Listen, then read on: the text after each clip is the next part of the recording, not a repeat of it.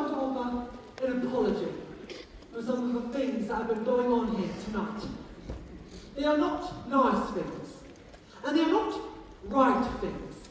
And I would like to state guarantorily that we do not want any children who might be here tonight watching this to go home and try these things out for themselves.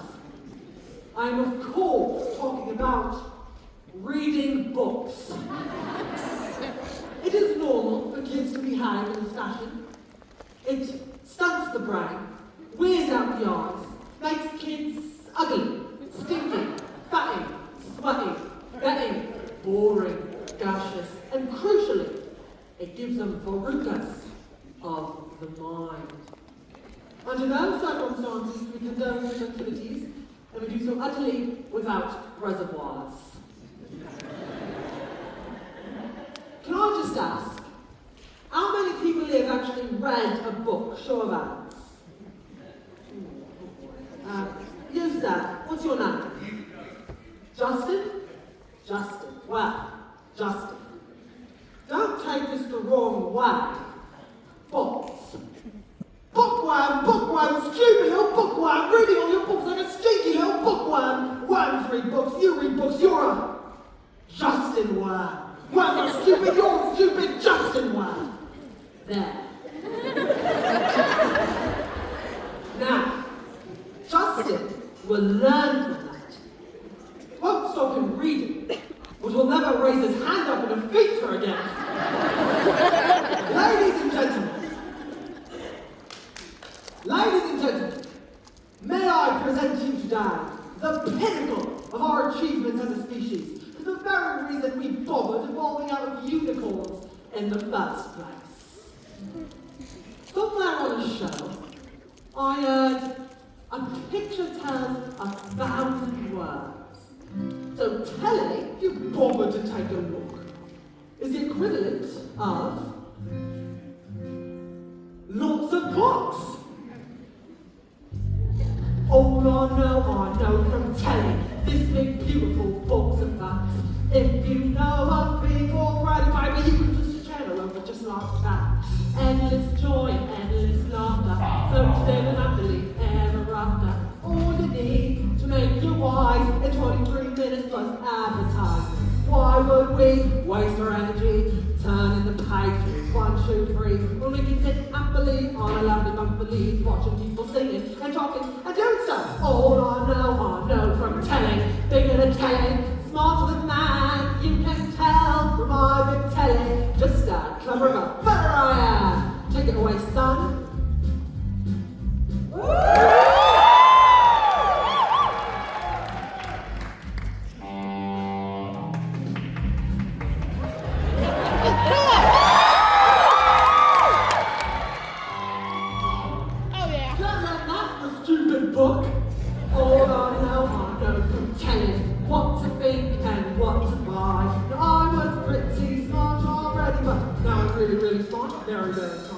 Endless content, endless channels, endless chats on endless panels. All you need to fill your muffin without having really think or nothing. Why would we waste our energy trying to work out who lies these when we can sit happily on our happy families watching talking famous people talking to really famous people? All I know from telling, bigger than telling, smarter than man, you can tell from all I'm telling.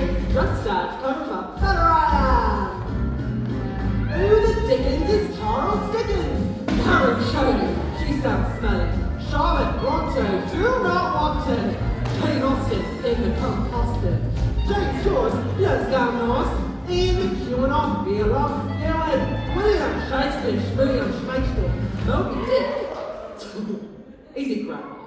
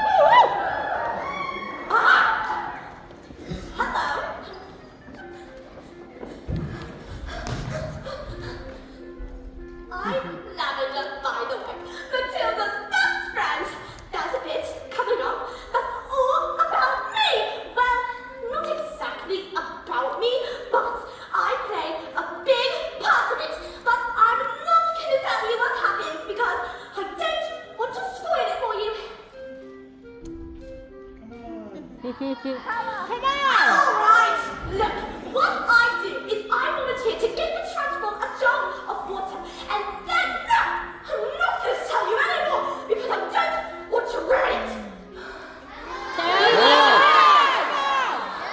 Well, on the way back, I find a newt. A newt is like a really ugly lizard that lives in water. So I pick it up, and then now I will not say anymore. We love you! Come on!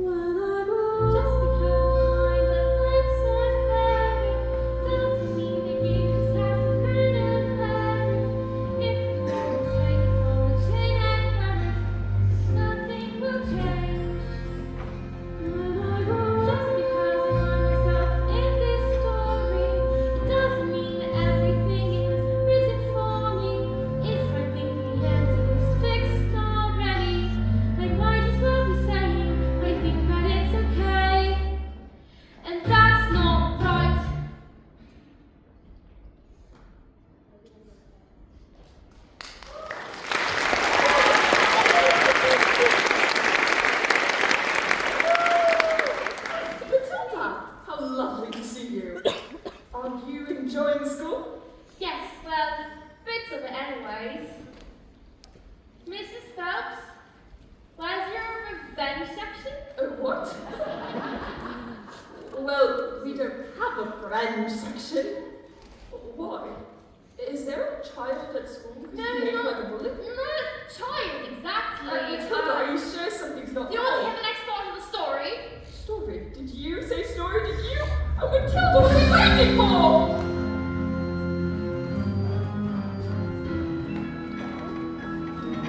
Slowly, very slowly, the acrobat wound a shiny white scarf around her husband's neck. For luck, my love, she said, kissing him with the gentlest of kisses. Smile, we have done this 1,000 times. Then suddenly, she hugged him with the biggest hug in the world. She hugged him so hard that he thought that she would hug all the air out of him. And so, they prepared themselves for the most dangerous feat that had ever been performed. The great escapologist had to escape from the cage, lean out, catch his wife with one hand, grab a fire extinguisher with the other, and put out the flames on the specially designed dress within 12 seconds before the flames reached her head and blew his wife's head off! Matilda, I'm so sorry. Go on. Let's do it. The trick started well. The moment the specially designed dress was set alight, the acrobat swung into the air. The crowd held their breath as she held over sharks and spiky objects. 1 second, 2 seconds. They watched as the flames crept up her dress. 3 seconds, 4 seconds. She began to reach her arms out towards the cage. 5 seconds, 6 seconds. Then suddenly the padlocks pinged open and the huge chains fell away. 8 seconds, 9 seconds. The escapologist reached one huge muscled arm to catch his wife and their child. 9 seconds, 10 seconds. Oh, I can't look! 11 seconds! He catches her with one hand. Suddenly, and suddenly, the flames are covered in foam before they can both be blown to pieces. Hooray! So it does have a happy ending after all. No, No? no. Maybe it was the thought of their child. Maybe it was nerves, but the escapologist used a touch too much foam, and suddenly the hands became slippy and she fell. Oh no, Matilda, was she alright? Did she survive? She broke every bone in her body, except for the ones at the ends of her little fingers. She did survive long enough, but the effort was too great. Love our little girl, she said.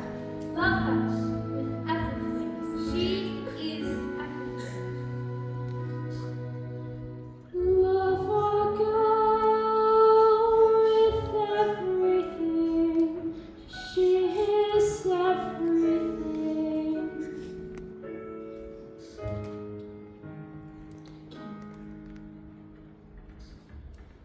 And then she died.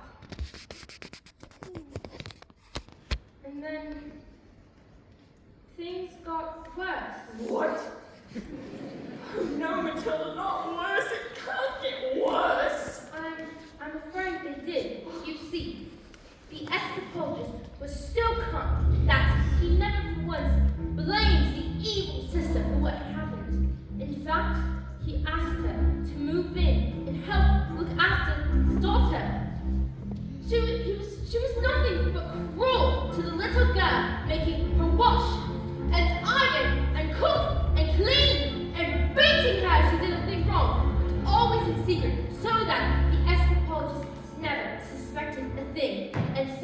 the little girl grew up with the meanest, cruelest, horrible sense of the possibly imagined. Call the police! Mrs. Phelps, it's just a story. Oh! You are so smart, Matilda. Your parents must think they won the lottery to have a little girl like you. Oh yeah, they do. They're always saying that. In fact, they're always saying, Matilda, we're so proud of you. You're like winning the lottery. Yeah. Alright, I've got to go. Goodbye, Mrs. Phelps. Goodbye.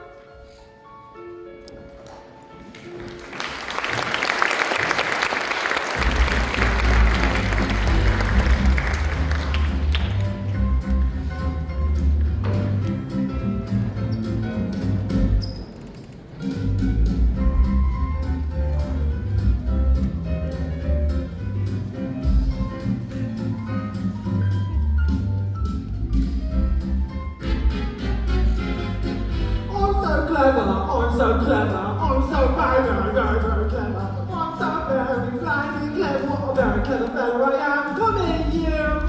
Stop! There's only one man I do that with. Gather round. I want the family to share in my triumph. Not you, boy. Where's the girl? 155 all banging on my hands, all polished up, with the mileage on the clock telling the truth, that each one was knackered. How could I possibly make the mileage go back? I could very well drive each one backwards, could I? Backwards! And suddenly, the most genius idea in the world. I ran to the workshop, grabbed the drill, and, using my incredible mind, attached the drill to the speedometer of the first car and whacked it into reverse. Backwards! Yes, boy, backwards, exactly. A car's melt my wheels backwards thousands of times a second, and within minutes, I reduced the mileage of that rust bucket to practically nothing. I did it to every single car. Backwards! Stop talking now, darling. That's a good point. 10 minutes later, the Russians show up. Great big nasty face tapes, expensive suits, stock glasses. Don't know who they thought they were. Russians are nocturnal. I saw it on a program last night. That was badges. It was a program on badges. Same thing. And did it work? Oh, fantastic, Helen! Now I'll be able to afford Rodolfo all day long! But you've cheated them. That's not fair. They trusted you and you've cheated them. What's the matter with you? What have we done to deserve a child like you? You know what I'm going to do tomorrow? I'm going to go down to that library of yours and tell that old bag you're never to be let again. What? No, please don't. And if she does, I'll have her fired. And you'll never read another book so long as you live. I'll put an end to your stories, young man. Now get in there and stay in there, you nasty little creep.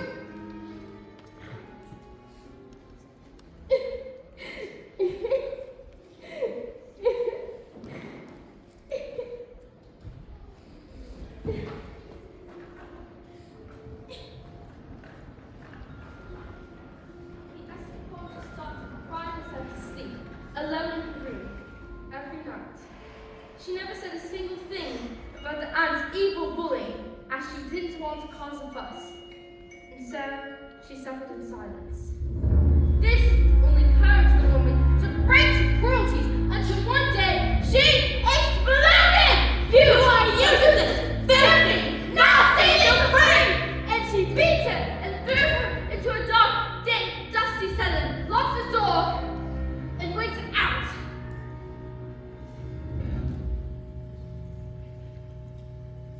But that day, the anthropologist happened to come home early, and when he heard the sounds of his daughter's tears, he smashed the door open!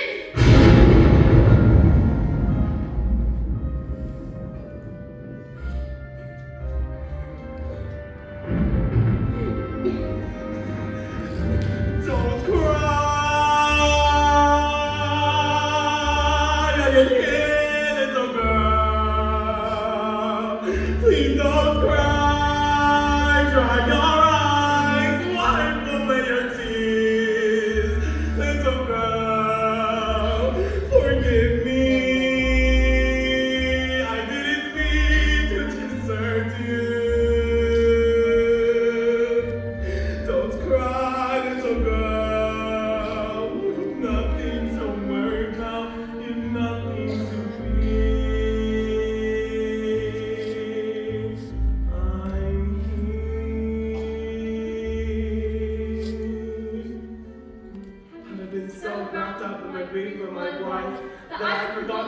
one thing that matters to us most. I love you so much, my daughter. I shall spend the rest of my life making it up to you. We shall be together forever.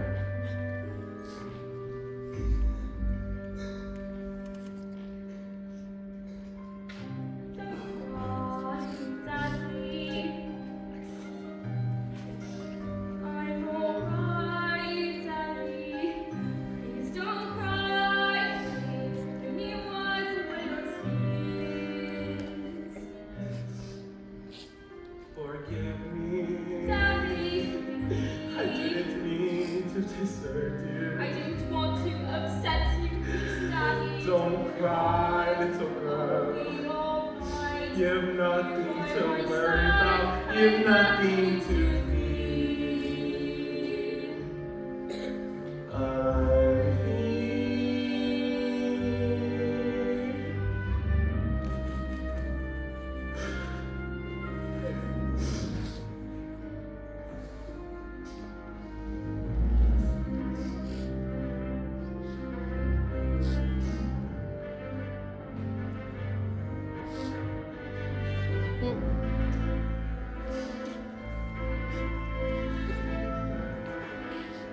But when the little girl fell asleep, the escapologist's thoughts turned to the acrobat's sister, and an almighty rage grew inside his great heart. This demon, this villain, this monster, she has stolen the memory of my wife. She has betrayed the trust of her own sister. She has controlled the force, touching my mind. Holding children is her game, is it? To let us see what this creature thinks she can do when the wrath of a grown man stands before her.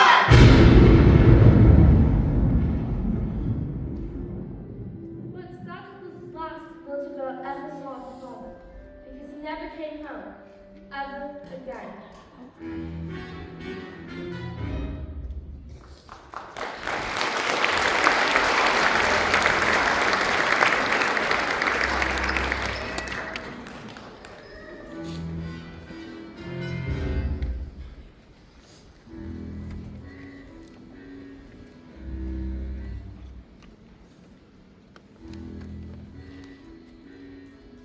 Matilda, I've got you those books we spoke about, so if you like.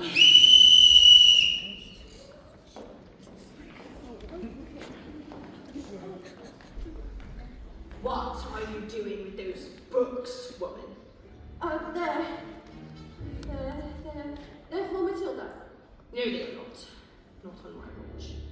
There is an age for reading, and there is an age for being filthy little toads. These are toads. Aren't you, Portrait? Yes, Miss Trunchbull. Yes, Miss Trunchbull.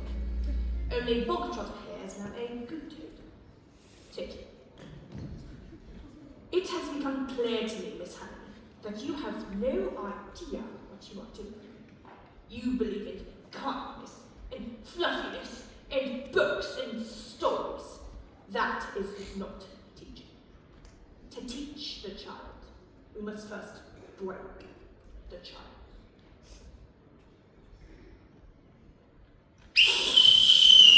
Quiet, you maggots! But no one was speaking, Miss Trunchbull. Miss Honey, please understand that when I say quiet, you maggots, you are entirely included in that statement.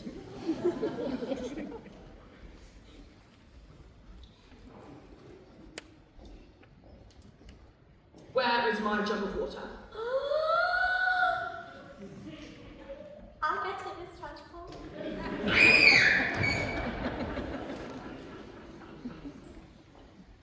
Stupid girl. Fun. Disgusting. Revolting, I say, revolting. I think it's time to toughen you all up with a bit of fizz ed.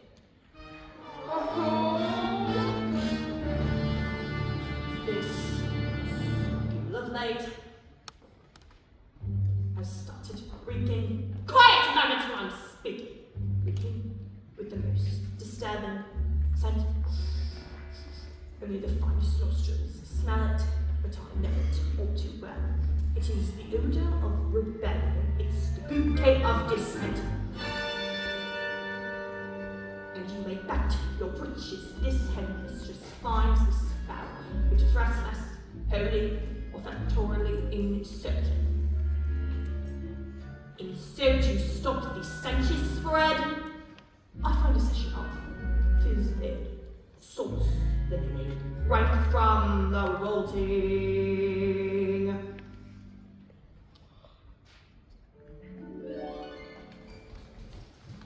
The smell of rebellion comes out in the sweat.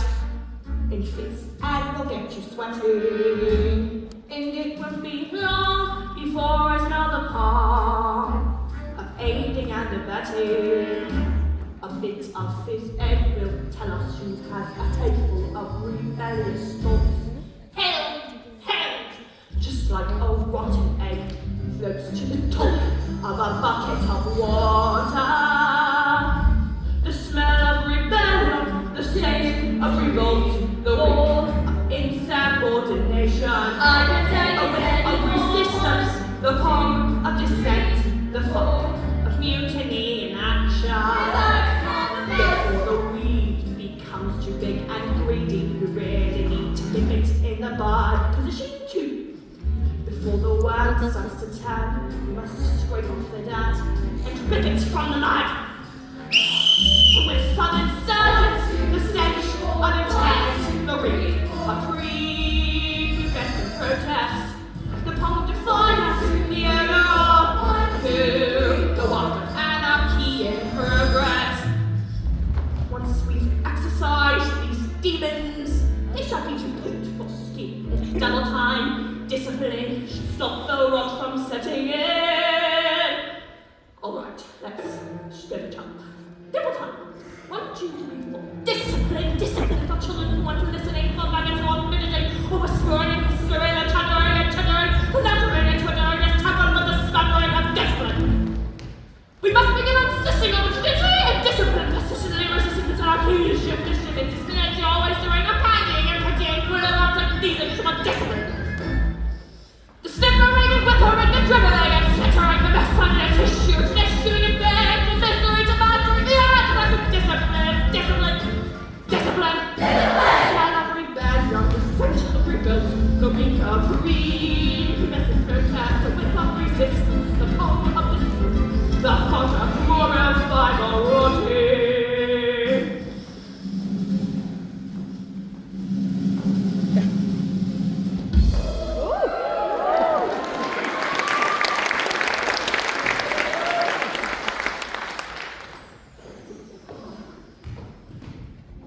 Imagine a world with no children. Close your eyes and just dream. Imagine peace and the quiet, a babbling stream. Now imagine a woods with a cottage. And inside that cottage we find a dwarf called Zeke. A cannibal freak who can fill paper hats with his mind. And he says, don't let them steal your horses. Don't let them throw them away. No, no, no. If you find your way through, they'll be waiting for you, singing, no!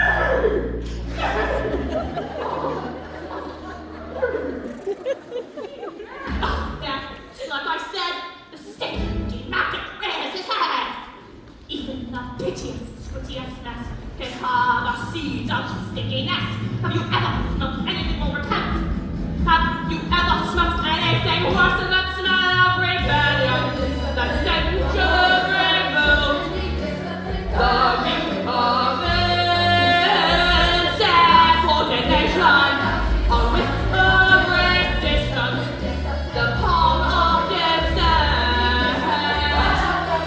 And they will not stop till you're forced, till this rebellion is quashed, till glorious, sweaty discipline has washed that sickening stench away.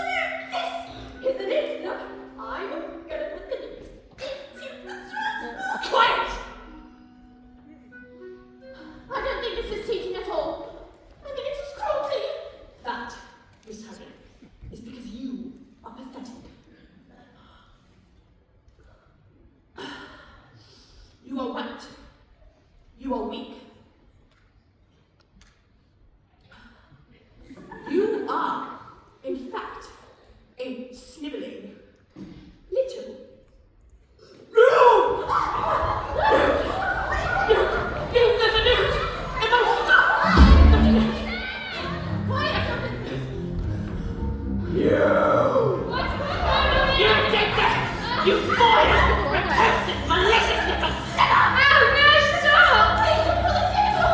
I have learned, Miss Honey, through years of experimentations that the ears of little boys such as this tend to come off. They stretch. In fact, I think I can feel these ones stretching now. Then trouble down, you big, fat bully! How dare you? You are not fit to be in this school. You ought to be in prison. The deepest, darkest, darkest prison. I shall have you wheeled out, strapped to a trolley with a muzzle over your mouth. I shall crush you. I shall pound you. I shall dissect you. Now then, I shall have you strapped to a table and perform experiments on you.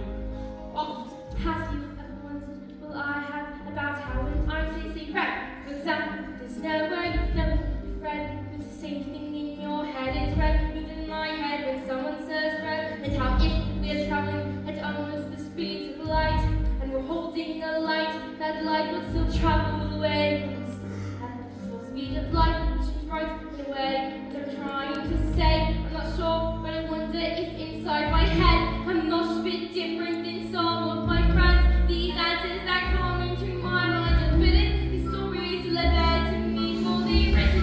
When everyone shouts, like they seem to like shouting, the noise in my head is incredibly loud. And I just wish they'd stop, and my dad and my mom and the story and telling would stop for just once. I'm sorry, I'm not quite explaining this right. The noise becomes anger, and the anger is like smelling inside me. But it isn't today, and you hear tender shouting, and my heart is pounding, and my eyes are burning, and suddenly everything is quiet.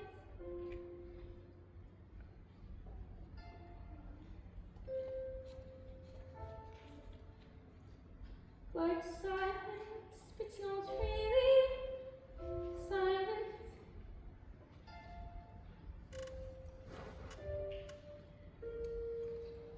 Just that still kind of quiet, like the sound of a page being turned in a book, or a pause in a walk in the woods. Quiet.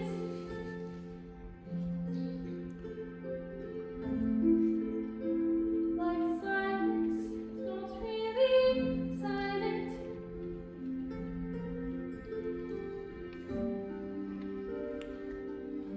Satellite's kind of quiet, like the sound when you lie upside down in your bed. Just the sound of your heart in your head.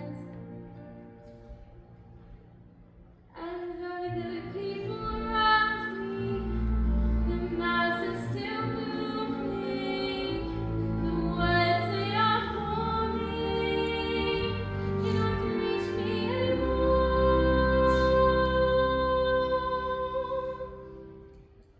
And it is quiet, and I am born. Like I said,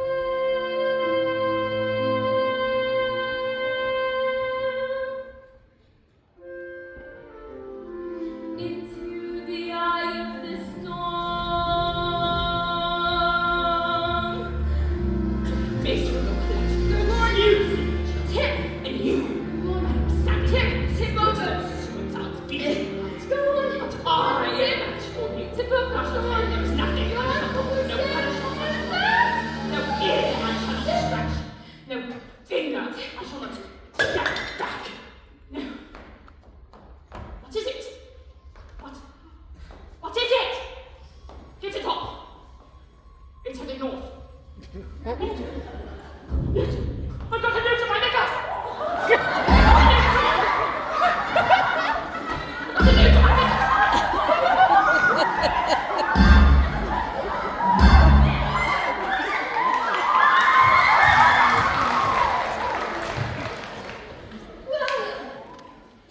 Interesting. I think we'd all better go home while we still can.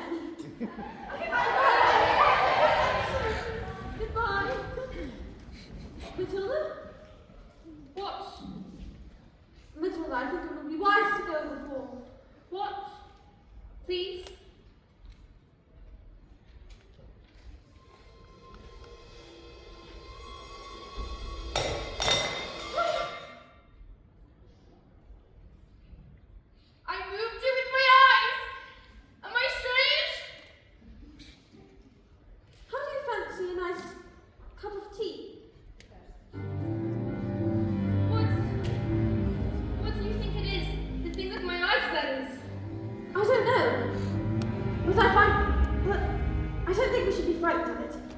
I think it's something to do with that incredible mind of yours. You mean this ribbon I had for my braids and have to squish out through my eyes? Well, not exactly that, but yes, something like that. You certainly are a special girl, Matilda. I met your mother. She's unusual. What about your father? Is he proud to have a daughter as clever as you? Oh yes, he's very proud. He's very, very proud. He's saying, Matilda, I'm so proud to have his daughter at... That's not true, Miss Honey. That's not what he says. He calls me a cheat, a liar, a cheat, and a nasty little freak. I see. Well, here we are. Home sweet home.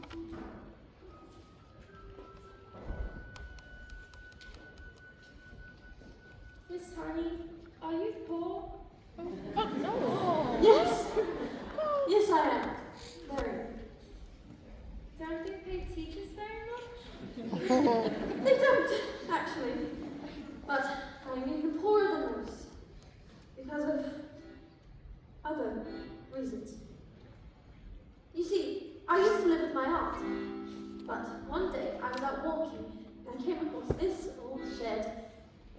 I fell completely in love with it. I ran to the farmer and begged him to let me move in. He must have thought I was mad. But he agreed, and I've lived here ever since. But Miss Honey, you can't live in a shed.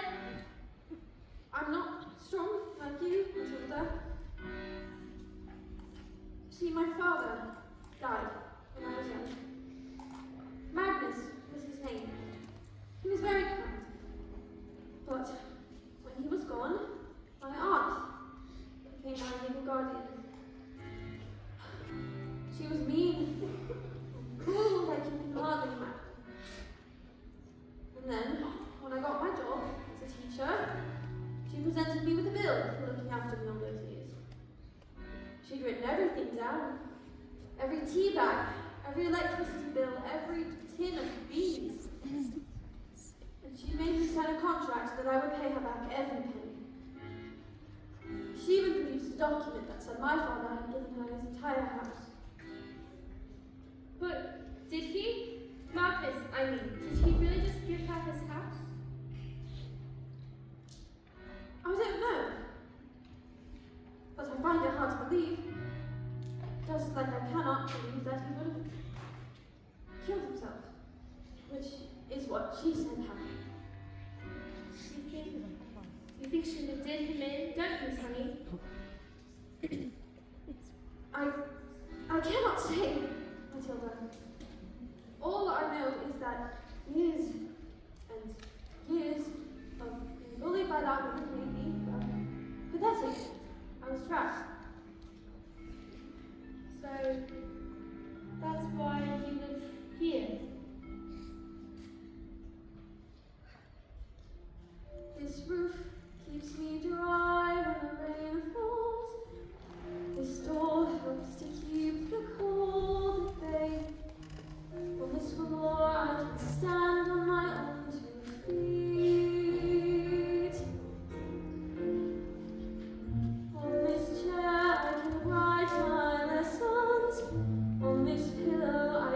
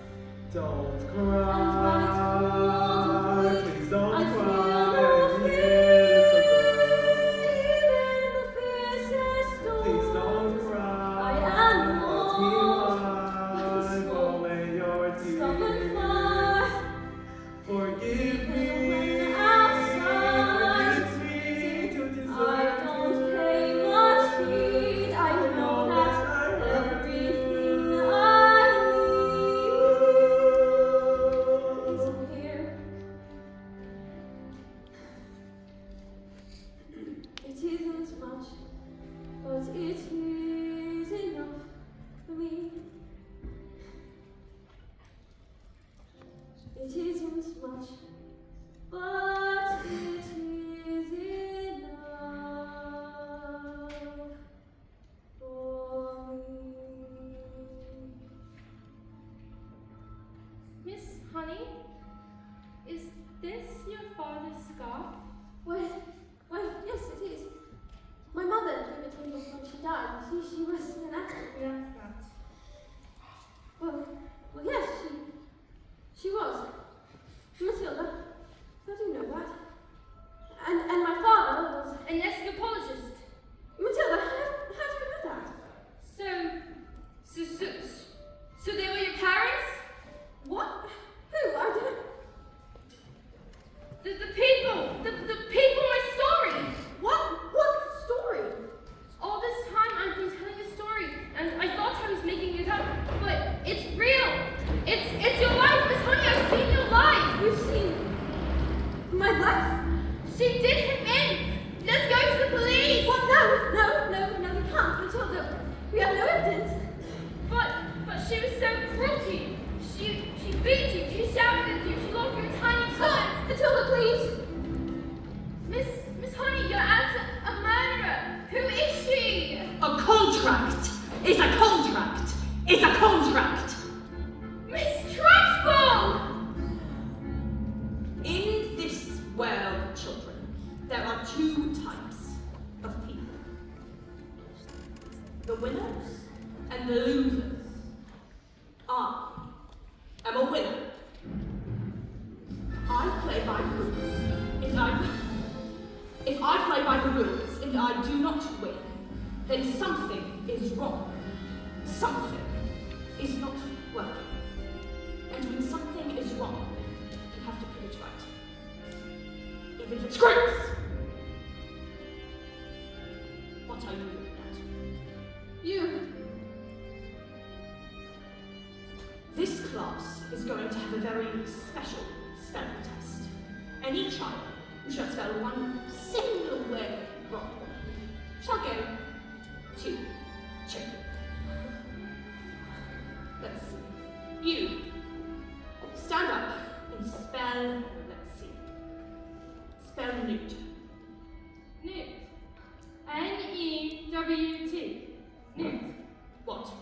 Miss Honey tells us. She's a very good teacher. Nonsense. Miss Honey is too soft and peachy to be good at anything. Any moron can see that. You stand up, turn around, and spell the one thing that you are. Revolting. Revolting. R-E-V-O-L-T-I-N-G. Revolting. You're cheating. Of course she's not cheating. She's simply spelling the word. Nonsense. These specks of dust cannot be this clever. They are worms. I've taught them at all.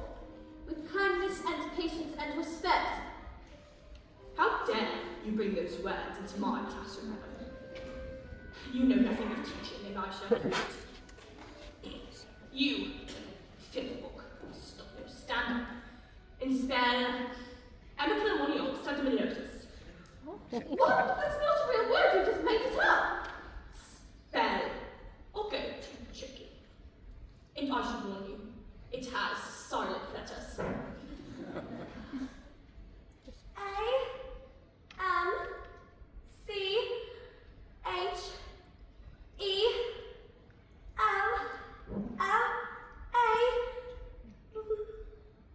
Oh dear. Oh, dearie. K? I'm sorry.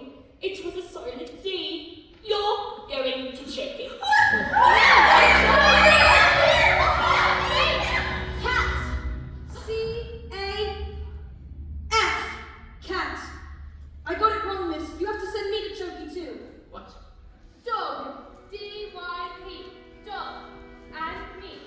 Table. X-A-B-F-Y. And me. What are you doing? You got one of those, Chokey.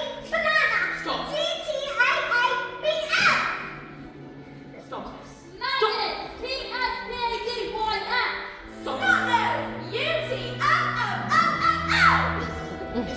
Naughty. P-U-F-T-Y-X-N. Big fat bully. P-Y-D-L-F-D-R-S-Y-W. Revolting.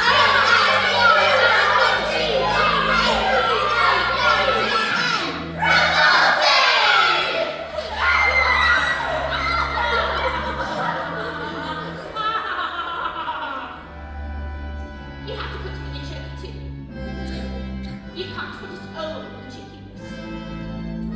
Come now, Magnus. Do you really think I have thought of that?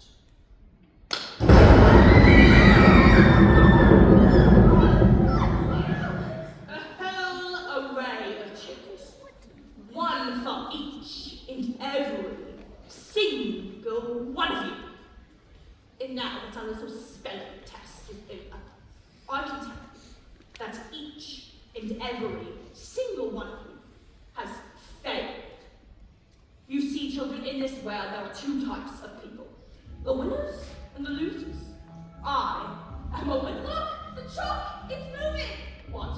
It's moving. It's writing something. What is this? Who the devil is this? Who? Agatha, this is Magnus? No, it can't be. It can't be.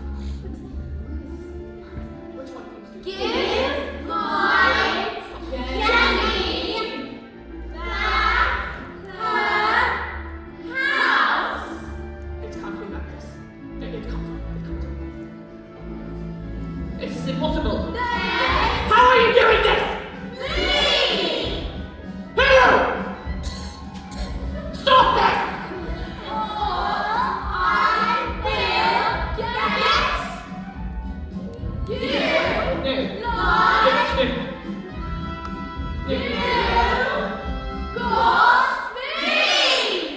Stop. No.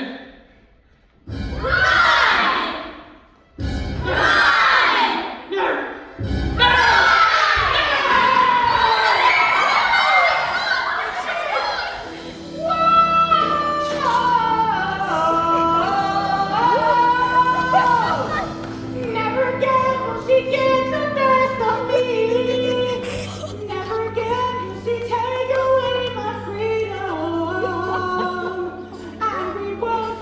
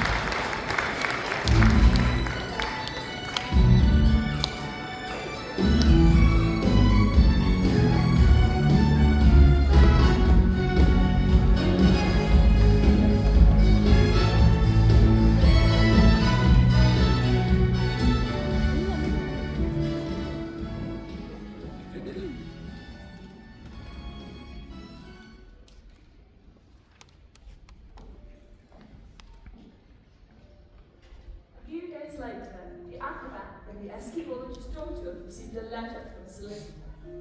It said that her parents' will had mysteriously turned up, and she was now the owner of a beautiful old house, which up until that moment had been owned by the evil aunt, one Agatha Trunchbull. She moved in immediately and was very happy, happier than she'd ever been in her entire life. As for the Trunchbull, she was never seen again. The Chokies were immediately dismantled and a new headmistress took over. And her name was Miss Honey. And it was often said that it was the best school in all of the land. And do you know something else? Matilda was never again able to move things with her eyes. I thought perhaps it was because her mind was being challenged, but she said it was because she no longer had a need for superpowers. Sometimes I would look at Matilda, this little girl who had done so much to help others, yet whose parents were mean and cruel and called her names, and my blood would boil, and I would wish I could just do something. So, this is where it ends. And I wish so badly I could tell you that this story has a happy ending. I wish so badly I could tell you that Matilda got the love she deserved. But perhaps the truth is, not all stories have happy endings.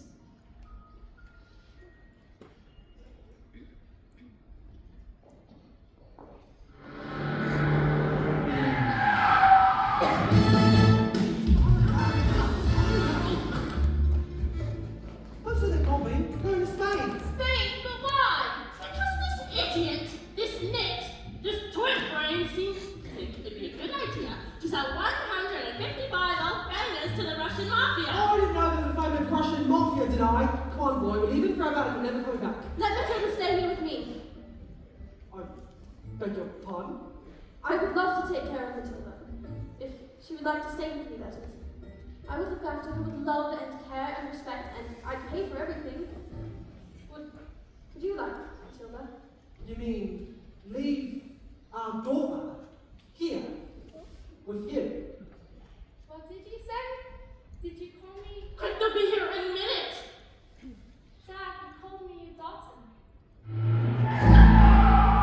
You idiot! Quick, point to the books. What if they damage my legs? It's my beautiful, beautiful legs.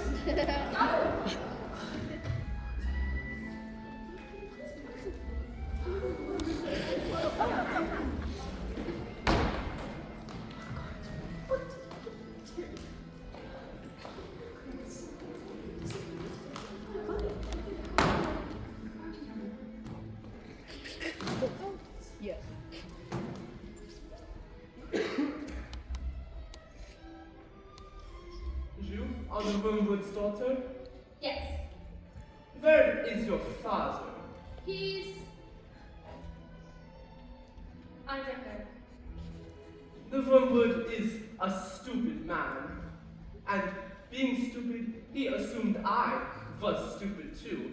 And that is a very, very stupid and rude thing to do. Yes, I'm afraid my father is quite rude and very, very stupid. You know this? At least there's one clever one in the family. What is your name, little girl? Matilda. I like you, Matilda. You seem smart.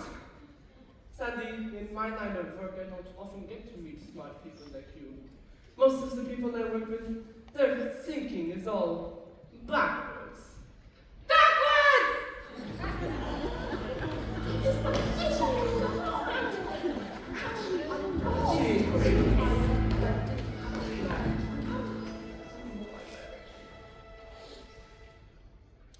Edaha pokrowaje swojego merisatsa utsa. Da, приятно познакомиться с такой умной девочкой. Спасибо.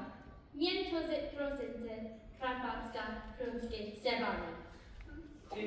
Ty говоришь по-русски? Natek Porsko Winskin Porski Kielspor and Morze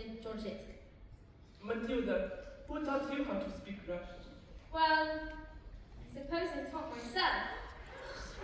I was reading Dostoevsky, and I thought it would be better to read it in the language it was written in.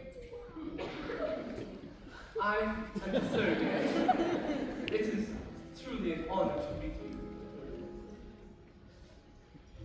Matilda, your father has been stupid and rude to both of us, yes? I can very easily have one of my friends teach him manners. And one day, when he leaves hospital, he will still be stupid, but not so rude, I think. I give this as a gift to you. What do you say? Well, that is a very kind offer, Mr. Sandy, but he is my father, and I am his daughter. And I think I've had enough of revenge. This miracle, Matilda.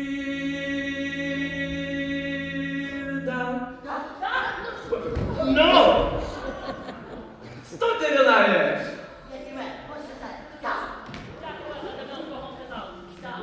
Matilda! Yes, que são Matilda! Stop stepping at me, Slavonia. Your father is very, very stupid. But he is also very, very, very, very lucky to have you as his daughter.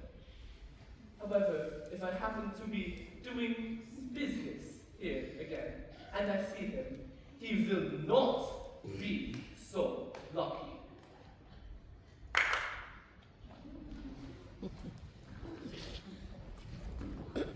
Princess Gal, I think will they change their minds. What about the gal? Do you want to stay here with Miss Honey? Yes, I do. And you want to look after her? I do. Well, you are a bit short of room. So, yes? Thank you.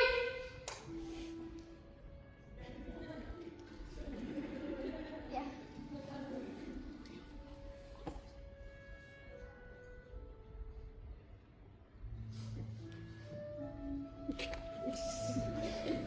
And Matilda leapt into Miss Honey's arms, and hugged her, and Miss Honey hugged her back. And they hardly noticed as the word went. And your dog phone. As the word again, sped away into the distance. Because they had found each other. Yes, they had found each other.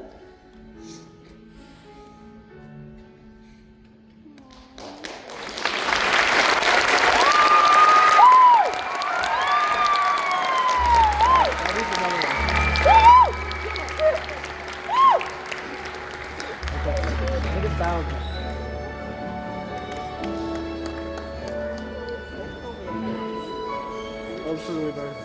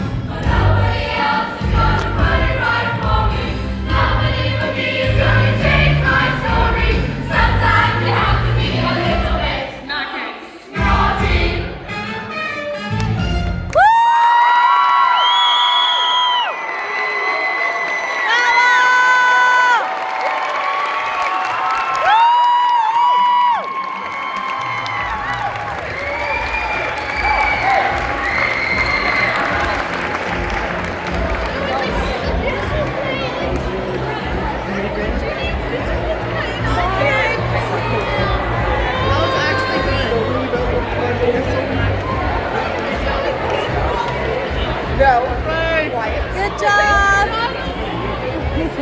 That was all right.